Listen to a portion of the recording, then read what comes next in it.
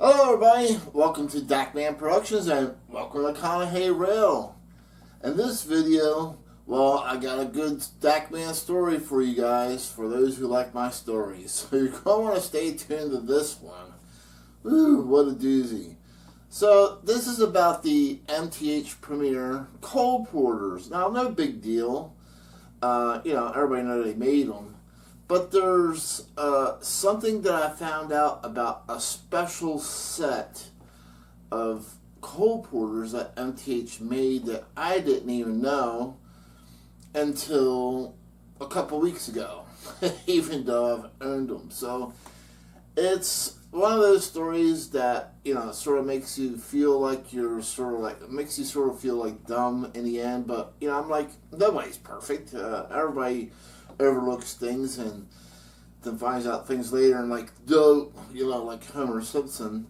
So anyway, so what this video is about is the MTH coal porters or coal hoppers. Some call them Bethgons, rotary gondolas. Basically, there's a couple different terms for them, depending on the manufacturer who made them.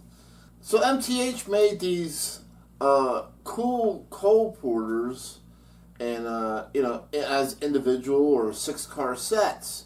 Now, what's the difference between a coal porter and a coal hopper? Well, on the bottom, the coal porter does not have chutes, so it can't drop the coal from the bottom. The coal porter sole purpose is to go into a facility that has a rotating or rotary coal dump. So it goes in a facility, and instead of dropping coal through the chutes into a bottom section, and then you have an extruder screw, say that a few times fast, and see how you make it out. But anyway, an extruder screw that drives the coal into the facility. Now, the difference is the coal porter comes in and to a rotary coal dump, and then it gets flipped over upside down and it gets dumped that way. For that to work, you need one of these ends to turn. One of the couplers need to turn as it's turning. Now, normally, which Conrail didn't do, we'll talk about that later. Some people are going to say yes they did, but no they didn't. So Conrail didn't mark the ends of where the rotary coupler is. Like most coal hoppers that have a rotating coupler, it's always painted on a one end. And I know you guys are going to say, well, I've seen Conrail cars that had spray painted red ends and spray painted yellow ends. We'll talk about that later. That was not to designate which end was the rotating coupler. But today's video is going to focus on the MTH coal porter and how I discovered that the MTH actually made a set in Conrail of these with an actual rotary coupler, a working rotating coupler. So let's get started on how I discovered this. So back in 2015, I decided I wanted to build an O-gauge layout. And so I did that, and just getting started. And you know how it is, you got all kinds of funds you need to put out and so forth and so on. And at that point in time, I saw a ton of Conrail O-gauge stuff available, both used and new. And I'm looking at it, I'm like, you know what? I had a gut feeling that said to me, I better start buying this stuff up because it's going to be hard to find later. It was just a gut feeling I had. And so I started buying up a whole bunch of anything Conrail that was scale, whether it was MTH, Lionel, Atlas O, I started buying it. In the meantime, I was researching the MTH library in the Premier section and finding out what was made and making a list. Yep, I want that, I'm looking for this, looking for that, looking for this. So I found out that MTH Premier actually made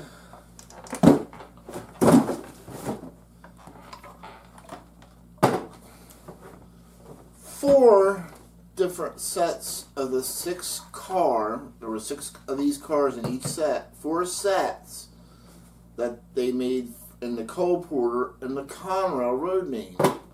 That was a lot of coal porters, so I was in search of them. I actually ended up finding at that time 3 out of the 4 sets. The 4th one I was finding just somebody, bits and pieces. Somebody's broke up sets. Today, and for you to find a 6-car set, and MTH is going to be pretty hard. A lot of those sets got broke up, unfortunately. A lot of people didn't want to run the same road number, whatever have you. But I bought this because I had plans on running a Conrail coal drag with a DPU. That was my end goal for Conahey Rail. That was one of my dream trains, is to own a Conrail coal drag with a DPU, and I ended up putting that train together. Now, when I first started buying those sets, I think my first train run, I found all the, like I said, 3 out of the 4 coal porters. I decided to do a video of that, and I went to put that train together, and I ran into an odd situation, and I'll reenact that for you guys as to what I mean by, well, I ran into an odd situation. Now, before we continue the story, I know there's people who always ask me, hey, what's the stock number of that? And I always forget to put it in the video. Sorry about that. But the stock number of this particular set is MTH 20-90531. Alright, so back in I believe I bought these sets in 2016, actually. I found a couple used, a couple new. I don't know if this is the new one, used one. But, this is one of those 4 sets. I had 3 out of the 4 sets of the Conrail MTH coal porter set. That's not including, MTH also made Conrail coal hoppers, which I already explained the difference. So, I get this set out like this, and I'm ready to, getting these out and putting them on the track, and I'll show you guys what I was running into, and it made me scratch my head. So I'm starting to get these coal porters cars out of their boxes back in 2016, take it out. I'm not really paying attention, and I go to hook up another car to it, and I put it on, and then that's when it hit me. I noticed that the couplers on the one car on the one end was the opposite direction, and I was like, this is really weird. Why would MTH do this? Why, MTH? Why would you do something like this? So I figured out that there was other cars that had the same thing, opposite way. So here I am, I'm trying to match it up, put it in. Not only is it the opposite way, but it doesn't even have an uncoupler on it. So I asked about this back then on the MTH group, and they said that they never heard of this. Maybe there was a mistake and they got molded wrong. I don't know. But they said that, you could always change the couplers out, or the trucks. So here I am, putting it together like that. Now I think I'm in the clear because that one's the correct way. Maybe it's just those 2 cars. So I start building the train again, because that coupler's the right way.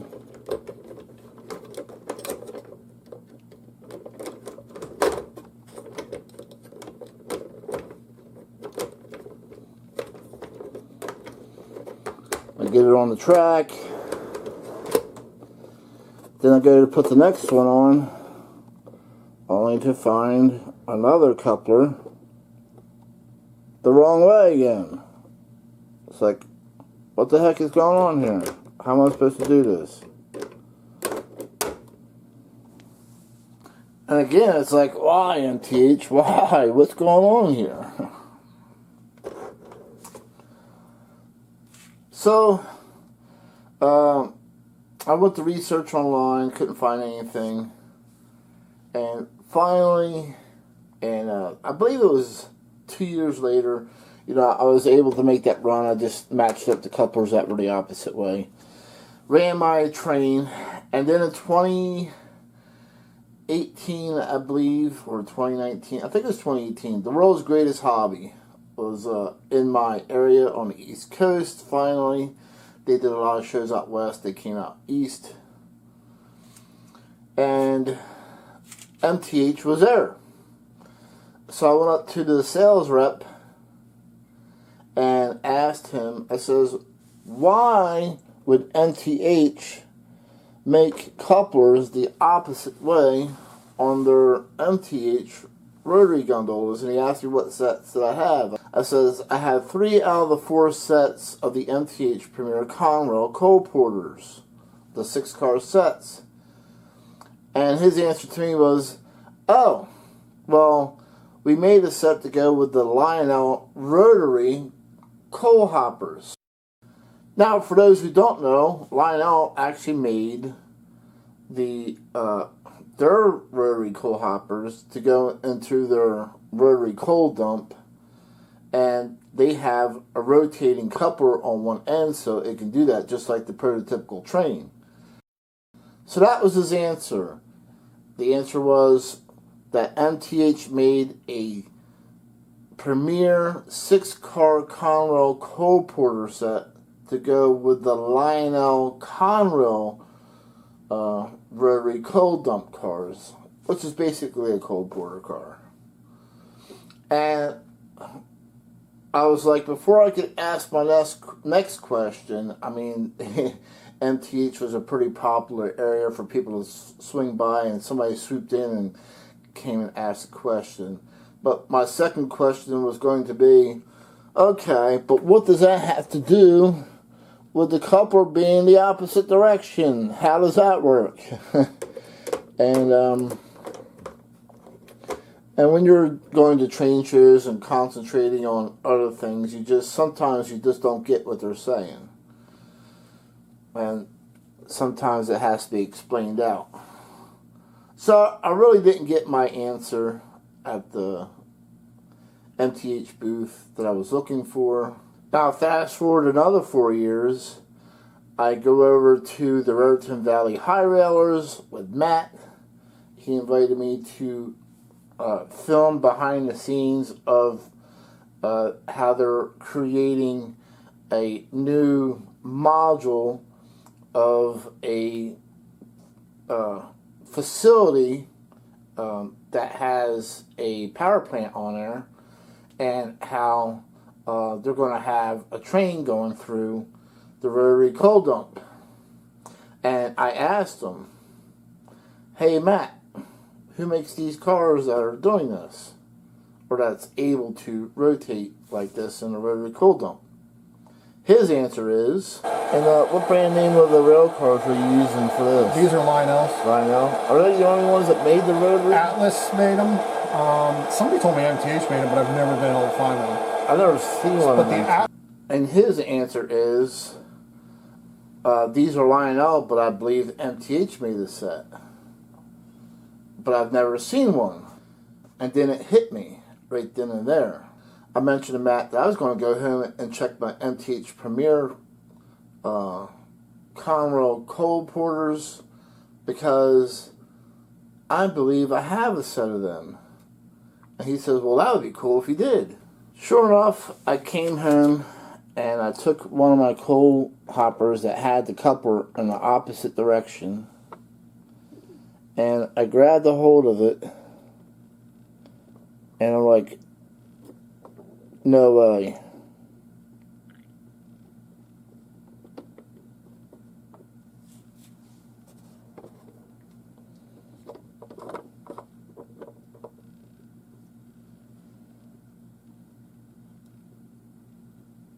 How could I have not known this all this time?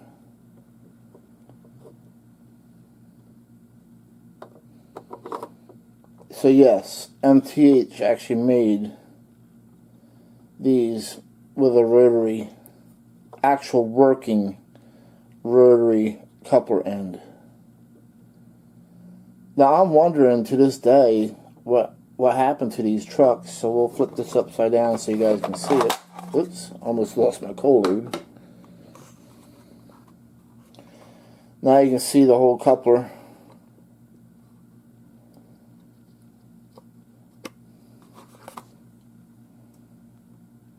I'll do it this way because my hands and arms in the way. So there you go.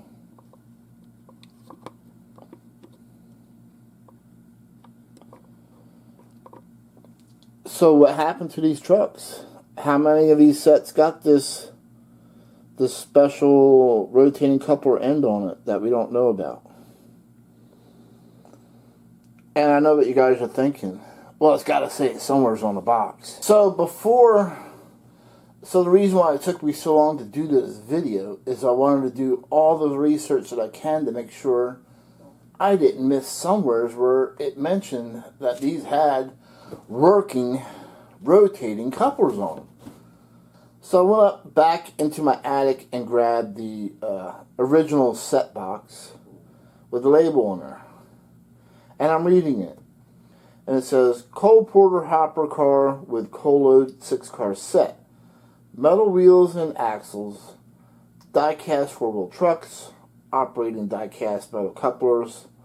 Colorful, attractive paint schemes. Fast angle wheel sets. Needlepoint axles. Separate metal handrails. Decorative brake wheels. Intricately detailed durable ABS bodies. 1/48 scale dimensions. Nowhere does it say on that label that it has actual working rotating couplers.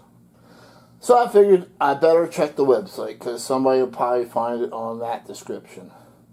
So I went back to the MTH library website, which thankfully was still up and running.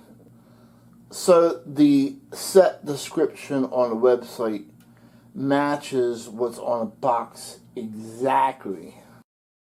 So I'm a stickler for keeping the original boxes, the original paperwork, and all that fun stuff. Now, this did come with a service warranty paperwork as well. So I'm thinking maybe this set was new when I bought it.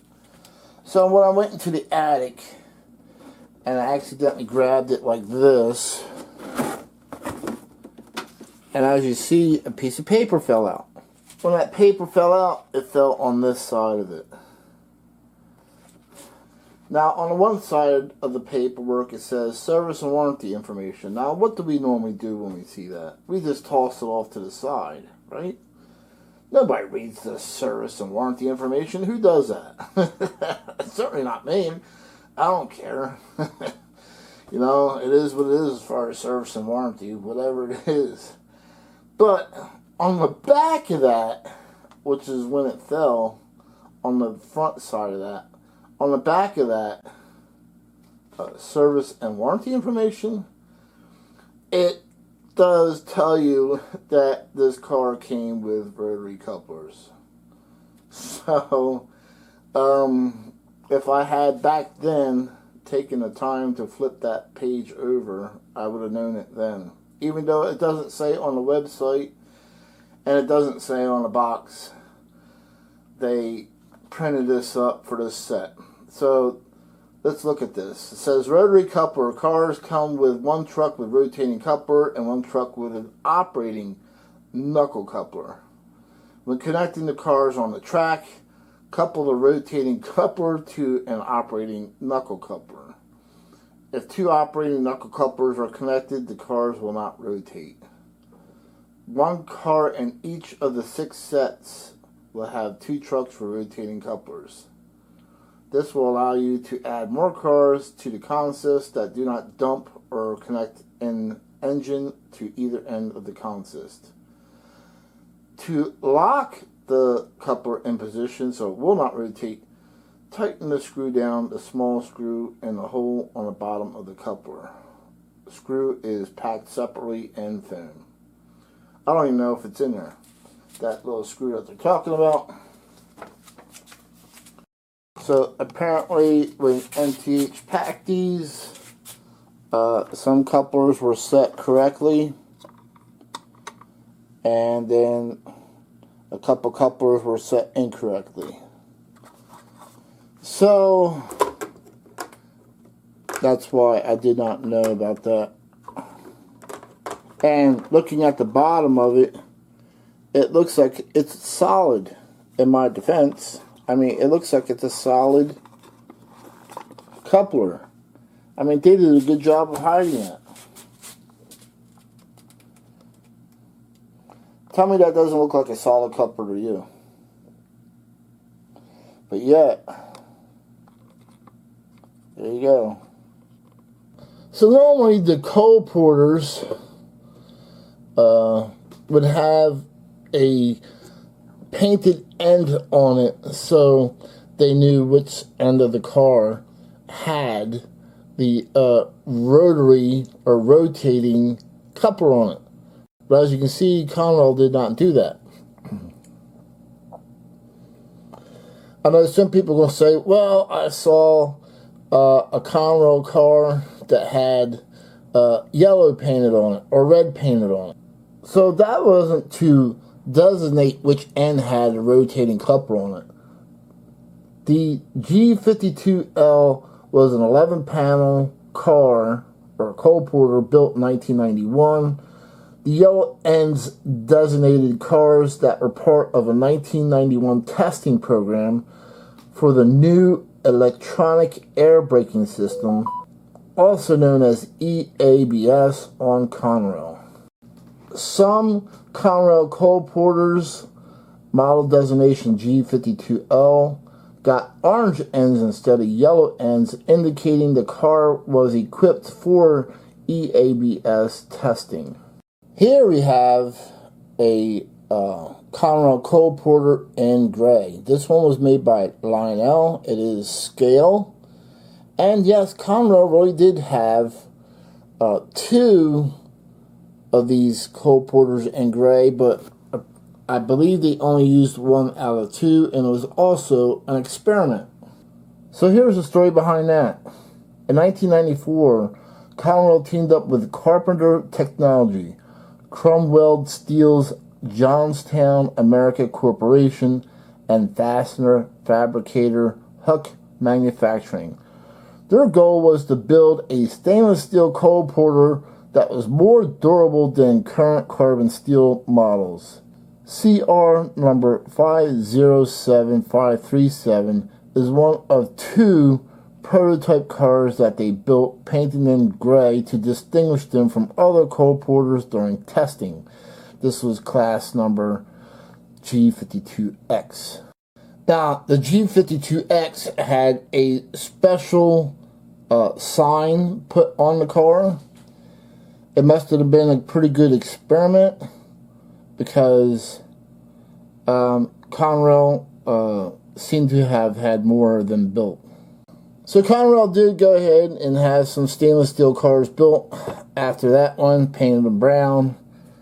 However, early on, these G52X stainless steel cars developed a problem with some of the rivets holding the handrails and handbrake housing.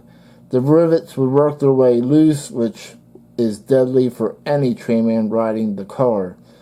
The whole fleet got recycled through Hallidalesburg to correct the problem, applying a white dot to the reporting mark of each G52X as it got rebuilt.